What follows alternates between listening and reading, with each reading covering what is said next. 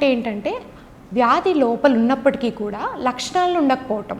So ఆ టైంలో మనం స్క్రీనింగ్ చేస్తే ఎఫెక్టివ్గా దాన్ని ఎర్లీ స్టేజ్లోనే గుర్తించగలిగి ట్రీట్ చేయగలిగితే మంచి రిజల్ట్స్, మంచి సర్వైవల్ ఇవ్వగలుగుతాం.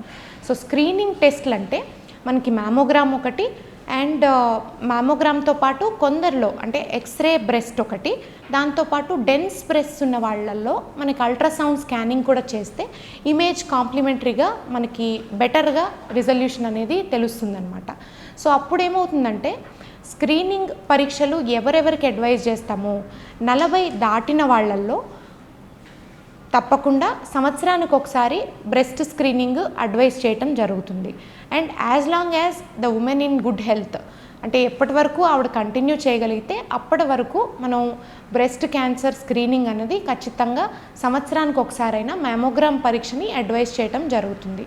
ఒక రొమ్ములోని గడ్డలు క్యాన్సర్ అని ఎలా గుర్తించవచ్చు అంటే ఫస్ట్ మనం పరీక్షల ద్వారా ఈ స్క్రీనింగ్ పరీక్షల్లో చెప్పినట్టుగా స్కానింగ్, అల్ట్రాసౌండ్ స్కానింగ్, తర్వాత క్లినికల్ బ్రెస్ట్ ఎగ్జామినేషన్, అది ఆంకాలజిస్ట్ చూసినప్పుడు రొమ్ము ఎట్లా ఉంది, ఆకృతి కానీ పరిమాణంలో కానీ తేడాలు, తర్వాత చనుమొన లోపలికి వెళ్ళటము, చనుమొన నుంచి నెత్తురు లేదా చీము కారటము, అండర్ ఆర్మ్స్ దగ్గర గడ్డలు తగలటము, నెక్ మెడ దగ్గర గడ్డలు రావటము, చేతి వాపు, తర్వాత ఇంకెక్కడైనా అది క్యాన్సర్ గడ్డలు కనుక ఇంకో చోటకు పాకినాయి అనుకోండి, సో లివర్లో పాకితే జాండీస్ వస్తుంది, తర్వాత లంగ్స్లో పాకితే ఊపిరితిత్తులు ఇబ్బందులు వస్తాయి, అట్లాగే బ్రెయిన్కి కూడా పాకొచ్చు, ఫిట్స్ లాగా రావటం కానీ, విడవకుండా తలనొప్పి రావటం కానీ, ఇట్లాంటి లక్షణాలు మనం గుర్తించాలి. అండ్ బ్రెస్ట్ రొమ్ము మీద ఉండే స్కిన్లో మార్పులు జరుగుతాయి, స్కిన్ అల్సరేట్ అవ్వటం కానీ, లేకపోతే నాడ్యూల్స్ లాగా అక్కడక్కడక్కడ గడ్డలు తగలటం కానీ, ఇవన్నీ మనం అడ్వాన్స్డ్ స్టేజ్తో పాటు చూసే